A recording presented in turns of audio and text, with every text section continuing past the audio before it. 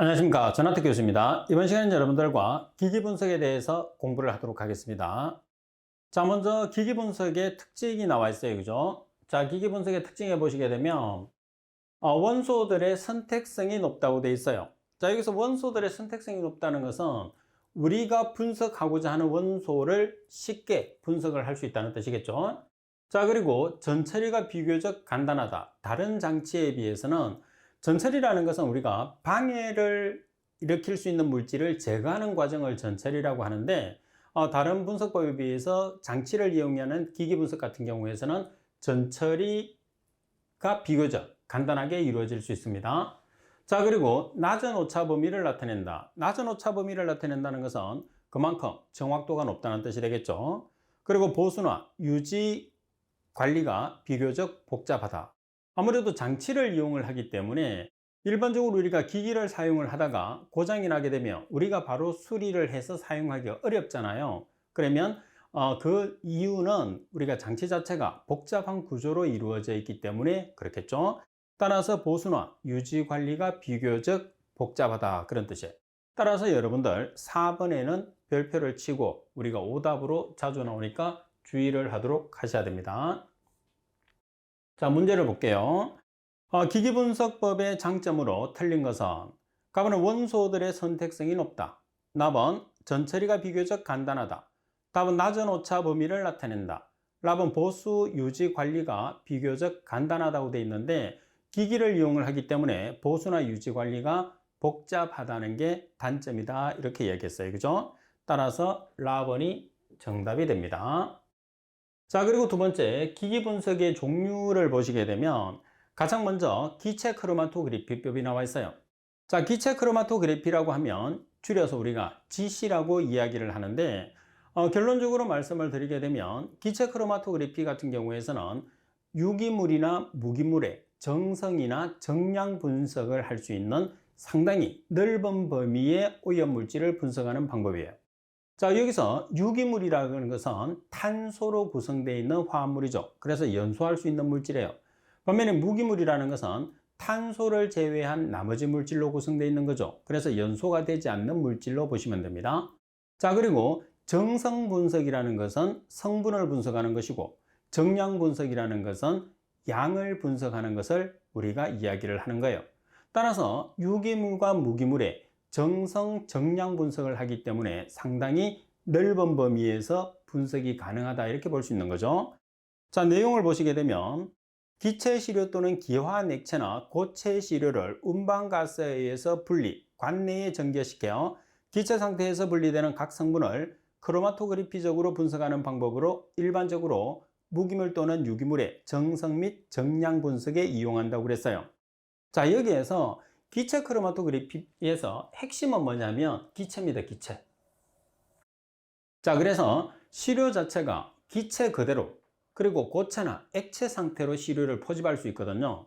따라서 기체 시료 같은 경우에서는 그대로 사용하면 되겠지만은 고체나 액체 같은 경우에서는 기화를 시켜서, 다시 말해서 기체로 만들어서 우리가 분석을 해야 된다는 게 기체 크로마토그래피의 핵심입니다. 그 이유는 기체 상태의 물질만 분석할 수 있기 때문에요. 근데 시료를 포집하는 과정에서는 기체 상태를 그대로 포집을 할 수도 있고, 액체에 녹여서 포집을 할 수도 있고, 고체에 hợp착을 시켜서 우리가 시료를 포집할 수도 있거든요. 그래서 여러 가지 경우로 시료를 포집할 수 있기 때문에 고체든 액체든 관계없이 기체로 만들어서 기체 상태의 물질을 분석을 한다는 게 가장 핵심이다, 이렇게 보시면 되고, 자, 그 다음에 시료를 운반가스를 우리가 캐리어 가스라고 하는데, 운반가스로 사용할 수 있는 것은 시료와 반응을 하지 않는, 다시 말해서 비활성 기체를 사용을 해 주셔야 돼요. 비활성 기체라는 것은 반응을 하지 않는 기체를 이야기하는 거죠. 그래서 비활성 또는 불활성 기체, 이렇게 얘기하는데, 그 비활성 기체 또는 불활성 기체의 대표적인 물질이 뭐가 있느냐 하면 질소, 수소, 헬륨, 아르곤, 이런 물질들이 있어요. 그래서 질소나 수소나 헬륨이나 아르곤을 운반가스로 사용을 한다는 거. 자, 그러면 첫 번째 기체 크로마토그래피의 기본 원리를 보시게 되면, 자, 이동상은 기체이고, 이렇게 나와 있어요. 그래서 이동상은 기체인데 이 기체 자체가 뭐냐 하면 분석 시료입니다. 우리가 시료는 기체 상태니까.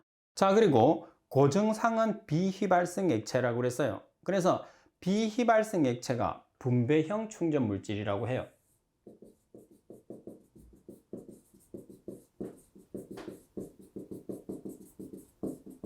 자, 분배형 충전 물질이라고 그러고, 이 고정상 같은 경우에서는, 고정상은 우리가 시료를 포집하는 걸 이야기를 해요. 그래서 고체일 수도 있고 액체일 수도 있어요.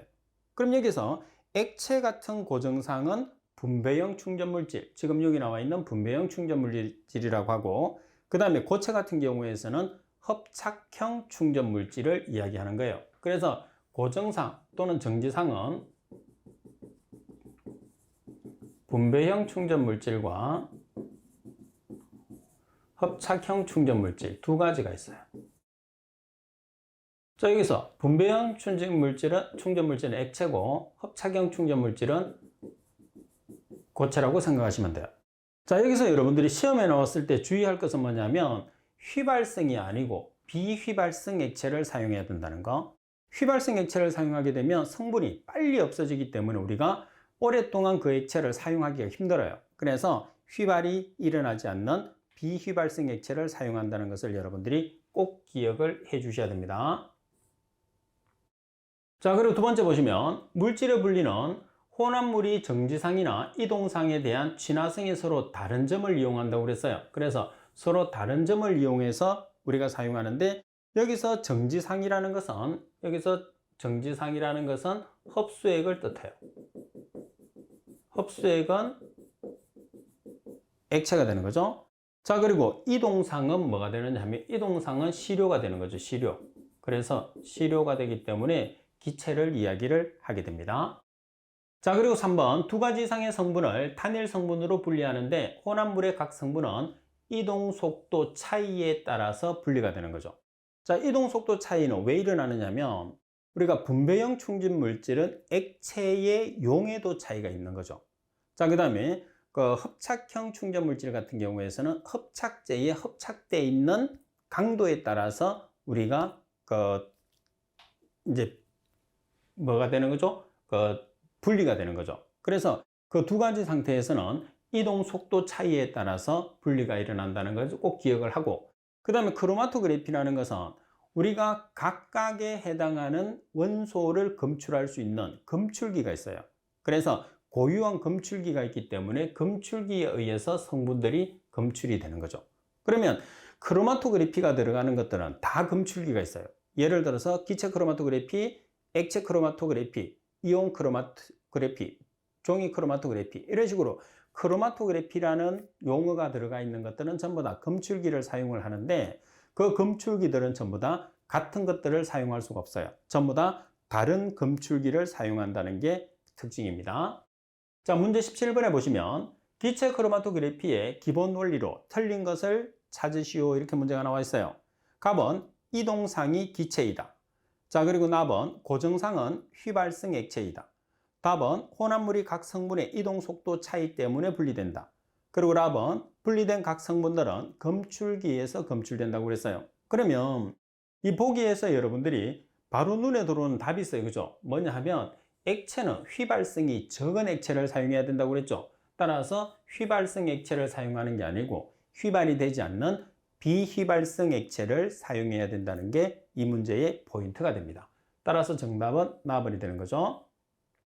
자, 그리고 기체 크로마토그래피에 대한 특징을 우리가 살펴보도록 하겠습니다. 자, 먼저 첫 번째 보시게 되면 기체 크로마토그래피는 정성 분석과 정량 분석이 가능하다고 그랬어요. 그럼 여기서 정량 분석이라는 것은 우리가 질량을 분석하는 것을 뜻하고 정성 분석이라는 것은 성분을 분석하는 것을 뜻해요. 따라서 무기물이나 유기물의 정성이나 정량 분석을 하기 때문에 상당히 넓은 범위에 우리가 분석을 한다, 이렇게 볼 수가 있는 거죠. 자, 그리고 두 번째 보시게 되면 혼합물로부터 각 성분들을 순수하게 분리하거나 확인, 정량하는 데 사용하기에 편리한 방법입니다. 자, 그리고 3번 두 가지 이상의 혼합 물질을 단일 성분으로 분리하는 분석법은 크로마토그래피라고 그랬어요. 자, 이 말은 뭐냐면 여러 가지 물질로 구성되어 있단 말이야. 여러 가지 물질로 구성되어 있는데 내가 알아내고자 하는 특정 성분을 알아내고 싶어요. 그런 경우에 사용하는 게 크로마토그래피예요. 그래서 우리가 시료를 기체로 분석하는 것은 기체 크로마토그래피, 앞에 기체라고 붙이면 돼요. 그 다음에 액체 상태로 분석하는 것은 액체 크로마토그래피, 이렇게 이야기를 합니다. 자, 그리고 운반기체라는 것은 캐리어 가스라고 그래서 시료와 반응을 하지 않는, 다시 말해서 활성을 가지지 않는 불활성 기체 또는 비활성 기체라고 하거든요. 따라서 불활성 기체나 비활성 기체로 사용하는 것은 뭐냐면 수소, 헬륨, 질소, 아르곤을 주로 사용을 한다고 생각하시면 됩니다. 꼭 기억해 놓으세요. 수소나 헬륨이나 질소나 아르곤. 그리고 지금 제가 중요하다 중요하지 않다고 말씀을 드리는 게 이제 드리지 않는다 하더라도 우리가 지금 요약하고 있는 이론 같은 경우에서는 여러분들 시험에서 가장 핵심적으로 나오는 내용들만 정리를 해놨기 때문에 모든 내용이 다 중요하다고 생각하고 꼭 전체적으로 공부를 해 주셔야 됩니다. 그리고 5번 크로마토그램에서 시료의 주입점으로부터 피크의 최고점까지의 간격을 절대 머무름 시간이라고 합니다. 그리고 분리관의 성능에 영향을 주는 인자로서는 분리관의 길이가 있고, 그리고 분리관의 온도, 고정상의 충전 방법 등이 영향을 많이 준다, 이렇게 보시면 돼요. 자, 그리고 7번과 8번에서는 정량 분석과 정성 분석에 대한 설명인데, 기록계에 나타나는 크로마토그램을 이용해서 피크의 넓이 또는 높이를 측정하는 것은 정량 분석입니다. 반면에 어떤 특정한 실험 조건 하에서 그 성분 물질마다 고유한 값을 나타내는 보유 용량을 이용해서 분석하는 것을 정성 분석이라고 해요. 따라서 이 두 가지는 여러분들 시험에서 아주 자주 나오기 때문에 꼭 정리를 해야 됩니다. 피크의 높이나 피크의 넓이를 이용해서 분석하는 것은 정량 분석, 그리고 보유 용량을 이용해서 분석하는 것은 성분 분석이라는 것을 꼭 기억을 해주세요. 그리고 기체 크로마토그래피에서 검출기의 필라멘트 온도에 따른 전류는 일반적으로 전개가스가 헬륨인 경우에서는 200mA, 여기서 A를 암페어라고 그럽니다. mA 정도라고 그랬어요. 그러면 여기서 여러분들이 용어 자체가 나오는 걸 보시게 되면 우리가 피크가 뭐냐 하면 실제로 우리가 이제 그 검출기에서 검출을 하게 되면 이런 모는 종이를 통해서 이런 그림이 그려져 나와요. 자, 이런 그림이 그려져 나오는데, 자, 여기서 이 값을 W1, 이 값을 W2, 이게 뭐냐면 피크의 폭이에요. 자, 그 다음에 우리가 여기서부터 이렇게 나타내는데, 이 값을 이동하는 속도 TR로 표시합니다. 그래서 TR1, TR2 이렇게 표기를 해서 실제로 우리가 기체 크로마토그래피에서 나타내는 식이 뭐냐면 이론 단수를 표시를 해요. 그래서 이론 단수에는 16 곱하기 W분의 TR의 제곱으로 데이터를 내거든요. 그래서 W라는 것은 W1, W2로 표시한 것처럼 피크의 폭입니다. 그 다음에 TR이라는 것은 기록지의 이동 속도. 그래서 이렇게 그래프로 그려져 나오는 값을 실제로 우리가 데이터를 작성해서 나타내는 것을 기체 크로마토그래피다, 이렇게 우리가 표현을 하게 됩니다. 자, 그 다음에 이렇게 이 값을 우리가 피크라고 하는데, 이걸 피크라고 하는데 피크 또는 봉우리라고도 해요. 그래서 피크나 봉우리는 같은 의미라고 여러분들이 생각해 주시면 됩니다.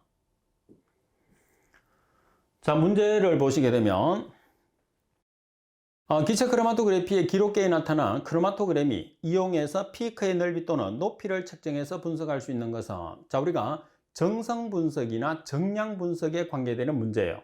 그죠?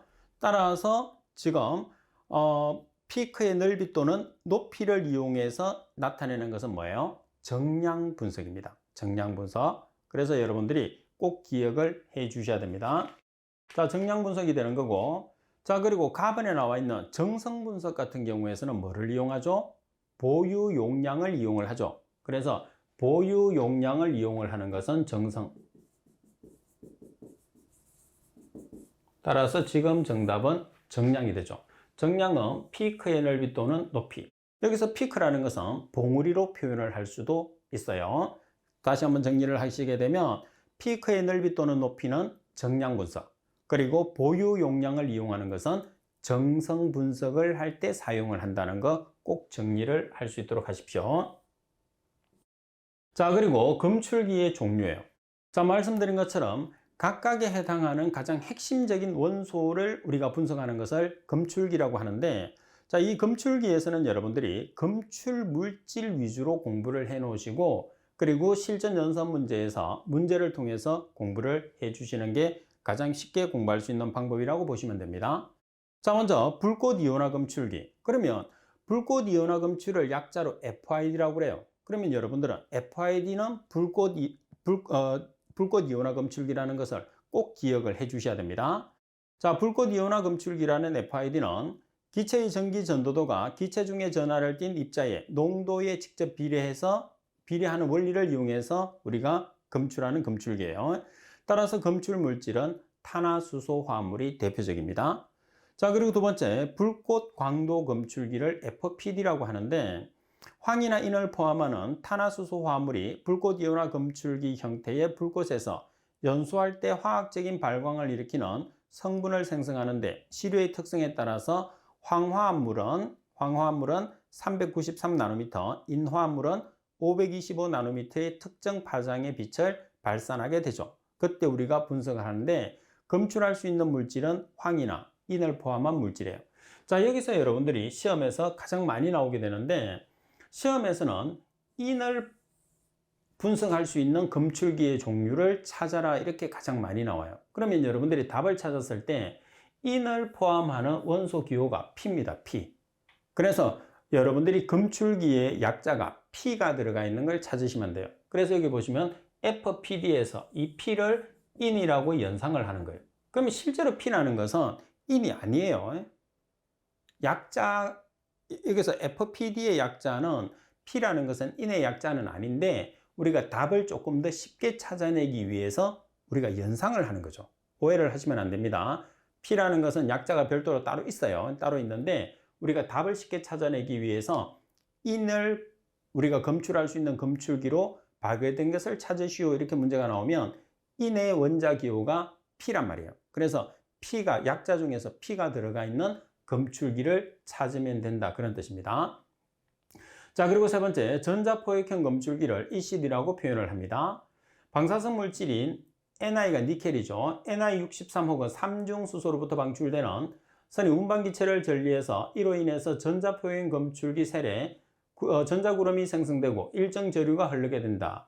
자, 이러한 전자포획 검출기 셀에 전자친화력이 큰 화합물이 들어오면 셀에 있던 전자가 포획되어서 이로 인해서 전류가 감소하는 것을 이용을 하는데, 검출할 수 있는 물질은 유기 할로겐 화합물, 니트로 화합물, 유기 금속 화합물 세 가지가 있어요. 그래서 자, 이 검출 물질도 꼭 기억을 하세요. 대부분이 보면 어떤 물질을 검출을 하든지 아니면 어떤 설명이 나와 있고 어떤 검출기냐 이렇게 나올 수 있는데, 전자포획 검출기 같은 경우에서는 세 가지를 분석하기 때문에 다음 중에서 전자포획형 검출기로 검출할 수 없는 물질을 찾으시오, 이렇게도 문제가 나올 수 있거든요. 그래서 반드시 유기할로겐 화합물, 니트로 화합물, 유기금속 화합물은 전자포획형 검출기를 이용해서 검출할 수 있는 검출기라는 것을 여러분들이 꼭 기억을 할 수 있도록 하십시오. 자, 그리고 네 번째, 열전도도 검출기 TCD입니다. 자, TCD를 이용해서 검출할 수 있는 물질은 유기 및 무기 화합물이 된다는 거. 자, 그러면 예제 문제를 보도록 하겠습니다. 기체 크로마토그래피에서 황이나 인을 포함한 화합물을 선택적으로 검출할 수 있는 검출기는, 자, 여기서 인이 원소 기호가 뭐라고 그랬어요? P라고 했어요. 그러면 여러분들 검출기의 약자 중에서 P가 들어가 있는 게 정답이라고 그랬죠. 따라서 불꽃 광도 검출기가 정답이 된다는 거. 그래서 우리가 일반적으로 정답을 조금 쉽게 찾을 수 있는 방법이 있으면 좀 쉽게 찾을 수 있어야 됩니다. 그래서 답을 기억을 해야 되는 문제도 있고, 그리고 답을 조금 더 쉽게 찾는 방법들을 우리가 공부하는 요령이라고 보시면 돼요. 자, 그러면 문제를 여러분들 19번은 그렇게 문제를 풀어주시면 되고, 자, 그리고 네 번째, 정지상 또는 고정상 사용하는 협착제의 조건, 이렇게 보겠습니다. 그럼 여기서 협착제의 조건, 그러니까 협착제라는 것은 협착형 충전 물질이 되는 거예요.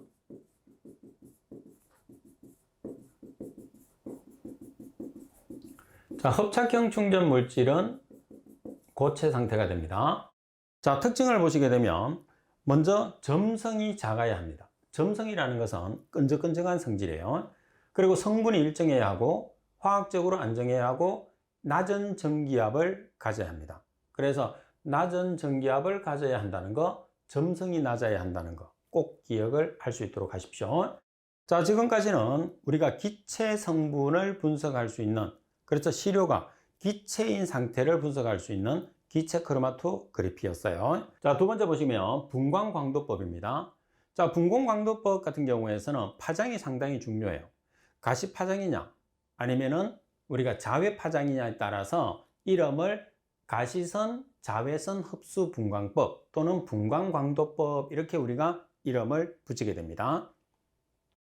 자, 먼저 분광광도법의 정의를 보시게 되면, 자, 시료물질이나 시료물질의 용액 또는 여기에 적당한 시약을 넣어서 발색시킨 용액의 흑광도를 측정해서 시료 중에 목적 성분을 정량하는 방법으로 200에서 1200 나노미터 액체의 흑광도를 측정한다고 그랬어요. 그래서 분광광도법의 가장 큰 특징은 액체상 물질을 분석한다는 게 가장 큰 특징이에요. 또 하나의 특징은 뭐냐면 우리가 측정하고자 하는 액체가 발색이 일어나요. 그래서 색깔을 띠는데 그 색깔에 따라서 측정하는 파장이 다르다는 게 또 특징입니다. 차츰 제가 설명을 드리도록 할게요. 자, 그러면 일반적으로 우리가 가시선이나 자외선이나 적외선 이렇게 세 가지의 파장이 있거든요. 보통 우리가 자외 파장이라고 하면 200에서 400 나노미터를 자외 파장이라고 하죠. 자, 그리고 가시 파장이라고 하면 400에서 700 나노미터 사이를 가시 파장이라고 해요. 반면에 적외 파장이라고 하면 700 나노미터 이상의 파장을 우리가 적외 파장이다 이렇게 이야기하죠. 그래서 각각의 파장에 따라서 지금부터 사용하는 흡수셀의 재질이라든지 여러 가지가 달라집니다. 자, 그럼 먼저 분광광도계 장치의 구성에 보시게 되면 가장 먼저 광원이 있어요. 광원. 자, 광원은 두 가지가 있습니다. 가시부와 근적외부에 광원이 있고 자외부에 광원이 있어요. 자, 조금 전에 말씀드린 것처럼 자외부 같은 경우에서는 200에서 400 나노미터의 파장을 가지게 되고 가시 파장 같은 경우에서는 400에서 700 나노미터, 그리고 적외 파장 같은 경우에서는 700 나노미터 이상의 파장을 가지게 됩니다. 자, 따라서 가시부와 근적외부는 텅스텐 램프, 그리고 자외부 같은 경우에서는 중수소 방정관을 우리가 광원으로 사용하게 돼요. 그러면 이 두 가지만 구별을 하면 되잖아요. 가시부와 근적외부는 텅스텐 램프, 자외부는 중수소 방정관인데 여기서 시험에서는 자외부 중수소 방정관이 시험에 잘 나오거든요. 그래서 여러분들이 암기를 했는데 암기를 했던 게 잊어버렸어요. 그럼 내가 답을 찾아야 되는데 어떻게 찾느냐? 잘 보시게 되면 자외부의 지옷과 그리고 중수소 방정관의 지옷이 일치를 해요. 지옷. 그죠? 그래서 자외부의 지옷, 중수소 방정관의 지옷. 그래서 같이 매치를 시켜서 답을 찾으시면 돼요. 그래서 자외부는 지옷으로 시작하는 중수소 방정관 램프를 사용을 한다. 이렇게 기억을 해 놓으시면 조금 더 쉽게 답을 찾아낼 수가 있습니다.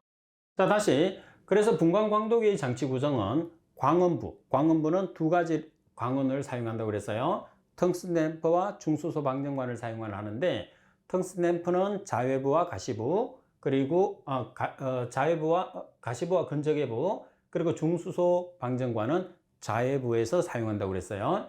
자, 그리고 파장 선택부가 있습니다. 그리고 시료부, 척광부 네 가지로 구성이 되어 있죠.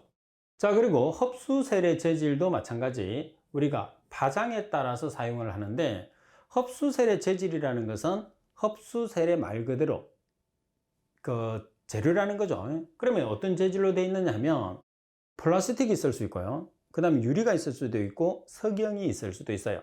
그래서 유리 같은 경우에 플라스틱 같은 경우에서는 근적외부에서 사용을 하고, 자, 여기서 적외부라는 것은 700 나노미터 이상입니다. 그리고 가시 및 근적외부에서는 유리를 쓸 수 있는데 가시부라는 것은 400에서 700 나노미터, 적외부라는 것은 700 나노미터 이상이죠. 그리고 석영셀 같은 경우에서는 자외부에서 사용을 할 수 있어요. 자외부라는 것은 200에서 400나노미터 파장 사이를 우리가 자외부라고 그래요. 그래서 다시 정리를 하시면 건조계부 파장에서는 플라스틱 셀, 그리고 가시 및 건조계부에서는 유리, 그리고 자외부에서는 석영셀을 사용할 수 있다. 그럼 셀이라는 것은 뭐냐면 우리가 흡수셀이라는 것은 우리가 보통 사각셀로 생겼거든요. 이렇게. 그래서 시료를 넣는 용기입니다. 그래서 발색된 시료를 우리가 80% 정도를 넣거든요. 여기. 그래서 시료를 이렇게 넣어서 장치에 이렇게 주입하는, 그래서 시료를 넣는 용기라고 생각을 해 주시면 돼요. 자, 그럼 특징을 보시면 분광광도법에 대한 특징이 나와 있어요. 용액 중의 물질이 빛을 흡수하는 성질을 이용해서 사용을 합니다. 그래서 빛을 흡수하는 현상을 이용하는데 그 빛이 건조계부, 그리고 자외부, 그리고 또 뭐가 있어요? 가시부, 이렇게 나타내게 되는 거죠. 자, 특징을 보시면 빛의 파장을 선택하기 위해 단색화 장치로 사용되는 것은 프리즘이나 회절격자라고 그랬어요. 그래서 지금 이 두 가지로 나타내는 것은 단색화 장치가 두 가지가 있다는 소리예요. 그래서 단색화 장치는 프리즘이나 회절격자 두 가지를 단색화 장치로 사용을 한다는 거. 그리고 척광부는 광전관이나 광전자성배관, 광전도셀, 광전지가 있어요. 그러면 여기서도 우리가 파장에 따라서 척광부를 사용하는데 광전관이나 광전자성배관 같은 경우에서는 자외 내지 가시 파장에서 사용합니다. 이 두 개는 자외 내지 가시 파장. 자, 이렇게 사용하고, 반면에 광전도셀은 건조계 파장.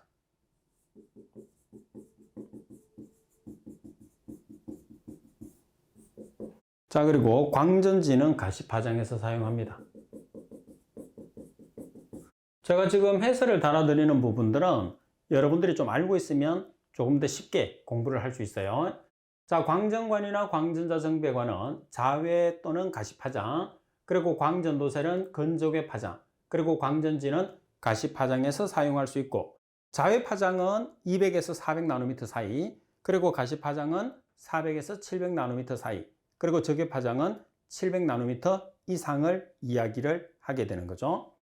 자, 그리고 여러분들 4번, 5번, 6번 같은 경우에서는 4번, 5번, 6번 같은 경우에서는 우리가 식을 통해서 공부를 해 주셔야 돼요. 그래서 이 식을 통해서 여러분들이 이제 공부를 하는데, 조금 전에 제가 뭐라고 했느냐 하면, 자, 이렇게 시약을 집어넣었어요. 그죠? 이렇게 집어넣고 빛을 이렇게 통과를 시킵니다.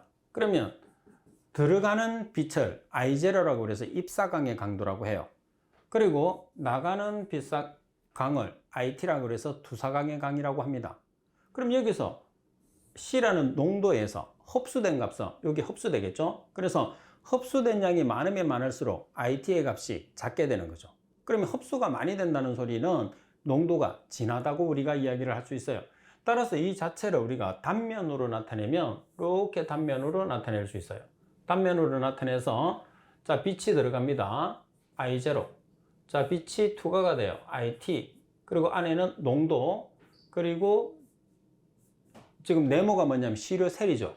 그래서 L이라고 표기를 해서 시료셀의 두께 또는 투과거리라고 판단을 하죠. 그러면 I0라는 것은 입사강의 강도, IT라는 것은 투사강의 강도, C라는 것은 농도, L이라는 것은 투과거리 또는 시료셀의 두께라고 이야기를 해요. 따라서 이 식에서 우리가 지금 투과되는 이 특징에서 알아낸 게 뭐냐면 람베르트 비에의 법칙을 우리가 찾아냈어요. 그래서 람베르트 비에의 법칙은 보통 IT로 표기를 하거든요. 따라서 IT라는 투사강의 강도는 I0, 입사강의 강도 곱하기 10의 마이너스 입실론 CL로 표현을 해요. 그러면 반드시 IT로만 표기하느냐? 아니죠. I0로도 표기를 할 수 있어요. 그러면 I0로 식을 바꾸게 되면 어떻게 바꿀 수 있느냐 하면 IT 나누기 I0는 10의 마이너스 입실론 CL 이렇게 표현할 수 있거든요. 그죠? 그러면 I0와 IT가 바뀐다는 소리는, 그럼 여기서 I0를 넣고 IT 곱하기 10의 입실론 CL이라는 것은 여기 나와 있는 부호를 바꿔주면 돼요. 그래서 마이너스를 플러스로 바꿔주면 됩니다. 마이너스라는 것은 역수를 의미하거든요. 따라서 람베르트 비해의 법칙은 두 가지로 표현할 수 있어요. IT로 표기하게 되면 여기 마이너스가 붙어야 되고 I0로 표기하게 되면 마이너스가 없어요. 그래서 식을 보시면 IT는 I0 곱하기 10의 마이너스 입실론 CL성, 이걸 입실론이라고 했습니다. E가 그래서 입실론이 몰 흑광계수, C라는 것은 농도, L이라는 것은 투과거리 또는 시료셀의 두께. 반면에 I0로 표기하게 되면 IT 곱하기 10의 입실론 CL. 그래서 입실론 앞에 마이너스가 붙느냐 붙지 않느냐를 판단하시는데 IT로 표시하게 되면 마이너스가 붙고 I0로 표시하게 되면 마이너스가 없어요. 그죠? 자, 그 다음에 흑광도 A를 표시했을 때 로그 투과도분의 1을 표시하는데 여기서 투과도라는 것은 입사강의 강도분의 투사강의 강도로 표현을 해요. 자, 좀 지우겠습니다. 그래서 투과도라는 것은 입사강의 강도분의 투사강의 강도인데 이 값을 여기다가 집어넣는 거예요. 그럼 이렇게 식이 바뀌겠죠? 이 식을 정리하게 되면 흑광도 A는 로그 IT분의 I0, 다시 말해서 투사강의 강도분의 입사강의 강도로 정리할 수 있어요. 자, 이 식은 결론적으로는 여러분들이 다 암기를 해 놓으셔야 돼요. 암기를 해야지 우리가 쉽게 문제를 풀 수 있습니다. 자, 그리고 흑광도 A라는 것은 이 값을 우리가 표현하는데 입실론 CL로 표현을 할 수 있어요. 자, 그 다음에 여기서 여러분들이 흑광도를 지금 여기서 강도로 나타내면 강으로, 그러니까 우리가 입사강이나 투사강으로 나타내면 이렇게 나타내는 거죠. 그래서 이 값도 흑광도고 이 값도 흑광도죠. 그래서 흑광도에 대한 식으로 정리를 할 수가 있는 거죠. 따라서 지금 나타내고 있는 이 식들이 우리가 람베르트 비해의 법칙에 해당하는 거죠. 그러면 왼쪽에서 제가 설명드린 것처럼 이 식을 여러분들이 표현을 해야 돼요. 그러면 투과도는 투사강의 강도에 비례한다고 그랬어요. 그래서 투과도는 여기 투과도가 있습니다. 그래서 여러분들이 투과도는 투사강의 강도에 비례. 그래서 분모에 위치하여 있고 투사강의 강도가 분모에 있죠. 그래서 같은 아래쪽에 있고 같은 위쪽에 있으면 비례관계. 하나는 위에 있고 하나는 아래쪽에 있으면 반비례 관계가 있어요. 그래서 투사강의 강도에 비례합니다. 반면에 투과도는 액청 두께에 어떤 관계가 있는 거죠? 투과도는 액청 두께에, 자, 투과도는 여러분들이 투사강의 강도가 아니고 여기서는 투과도를 나타내는 거네. 요거 그죠? 자, 투과도는 지금 여러분들이 투과도는 어떤 식으로 우리가 표시를 해야 되느냐 하면 로그 투과도는 입실론 CL 이렇게 표기하거든요. 그래서 지금 여기서 투과도는 T라는 투과도는 액층의 두께라는 건 L이에요. 그래서 투과도는 아래쪽에 있고 액층의 두께는 위에 있는 거죠. 왜? 여기서 1이 생략되어 있기 때문에. 그래서 어떤 관계? 반비례 관계. 따라서 여기서 여러분들 수정을 하겠습니다. 이 내용을 반비례로 수정을 하십시오. 자, 오타가 나왔습니다. 자, 그러면 반비례로 수정을 해놓고 여러분들이 어디를 보시느냐 하면 72페이지를 한번 보세요. 자, 72페이지 55번을 보십시오. 자, 72페이지 55번을 보시게 되면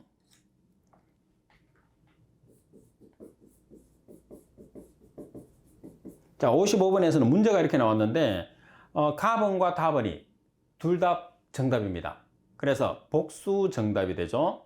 제가 풀이에는 다번으로 풀이를 해드렸는데 가번도 정답이에요. 그래서 시료의 농도의 반비례, 입사강의 세기의 비례, 투사강의 세기의 비례, 투과광의 세기의 반비례. 그래서 가번과 다번은 정답입니다. 그래서 55번의 답을 가번과 다번으로 여러분들이 두 개를 표기를 하세요. 그래서 복수 정답이 나오는데 이렇게 문제가 나왔을 때 55번은 가번과 다번 두 개가 다 정답이에요. 이렇게 나왔을 때 여러분들이 표기했을 때는 한 개만 표기를 해야 됩니다. 한 개를 표기를 해서 정답으로 나타내 주셔야 된다는 거. 자, 그 다음 흑광도는 용액의 농도와 용액의 두께에 반비례한다고 그랬어요. 용액의 농도와 용액의 두께에 반비례. 그러니까 흑광도라는 A는 용액의 농도와 두께에 어떤 관계? 반비례가 아니고 비례관계. 그래서 흑광도 A는 농도와 투과거리 또는 시료 두께의 비례관계. 여기서 비례관계가 있는 거죠. 자, 따라서 5번은 여러분들 비례를 반비례로 수정을 하겠습니다. 그리고 페이지 72, 페이지 55번은 가번과 답은 둘 다 맞는 정답, 복수 정답이 되는 거죠. 자, 계속해서 보면 자, 7번 미지시료의 농도를 측정했을 때 시료를 담아 측정하는 기구의 명칭을 흡수셀이라고 그래요. 그래서 이 흡수셀이 사각셀로 생겼을 때 이렇게 생긴 거죠. 자, 그리고 분광광도계의 검출 부의 장치는 광전정배관, 광다이오드 어레이가 있습니다. 그리고 분광광도계에서 정성 분석에 대한 정보를 주는 흡수 스펙트럼의 파장은 최대 흡수 파장을 기준을 하게 됩니다. 그리고 분광광도법에서 정량 분석의 급량선의 그래프에서 X축은 농도, Y축은 흑광도를 나타내요. 자, 이 말은 무슨 뜻이냐면 우리가 급량선을 나타냈을 때 이렇게 나타내거든요. 그래서 Y축은 흑광도, X축은 농도를 나타내서 표준 물질의 농도를 체크를 해요. 그리고 표준 물질에 해당하는 흑광도를 측정을 합니다. 따라서 흑광도에 해당하는 선을 그어서 0점을 기준으로 해서 이렇게 그어주는 것을 급량선이라고 그러죠. 따라서 미지시료의 흑광도를 측정을 해서 급량선에 따라서 이 화살표로 표시된 미지시료의 농도를 알아보는 시험이다. 이렇게 보시면 됩니다.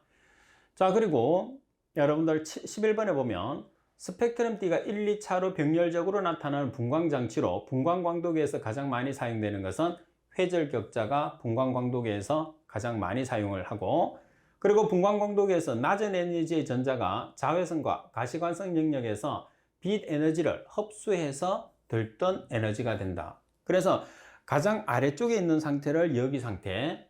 자, 이렇게 여기서는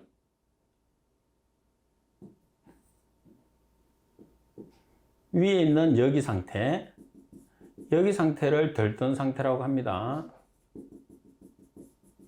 그리고 아래쪽을 기저 상태를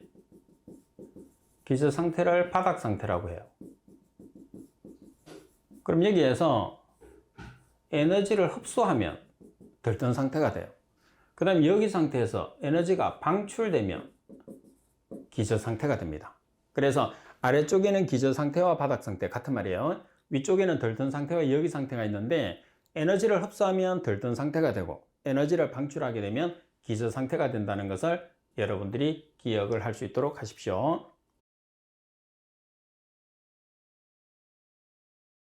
자, 그리고 13번에 보시면 분광광도계에서 빛이 지나가는 순서는 입구 설립, 분산장치, 출구 설립, 시료부, 검출부. 자, 이런 내용들은 문제를 보시면 바로 답을 찾을 수 있습니다. 그리고 가시 자외선 분광광도계의 기본적인 구성 요소의 순서는 광은, 단석화 장치, 흡수용기, 검출기, 기록계 순으로 이루어진다는 거. 자, 문제 20번에 보시면 람베르트 비어 법칙에 관한 내용으로 알맞은 것은 흑광도는 용액의 농도에 비례하고 용액의 두께에 반비례한다고 그랬어요. 흑광도는 농도와 두께에 전부 다 어떤 관계가 있죠? 비례 관계가 있어요. 자, 그 다음에 흑광도는 용액의 농도에 비례하고 용액의 두께에도 비례하죠. 흑광도는 용액의 농도와 용액의 두께에 비례한다는 거 맞습니다. 흑광도는 용액의 농도와 용액의 두께에 반비례하는 게 아니고 비례하고, 따라서 답은 정답이죠. 그래서 지금 오른쪽 면에 있는 공식 자체를 얼마만큼 정확하게 여러분들이 이해를 하고 있느냐에 따라서 문제를 쉽게 풀 수 있느냐, 어렵게 풀 수 있느냐가 달려있다. 이렇게 보시면 됩니다. 자, 그래서 지금 공식 설명은 이제 됐고, 자, 문제 21번을 한 번 더 보면 분광광도를 이용해서 측정한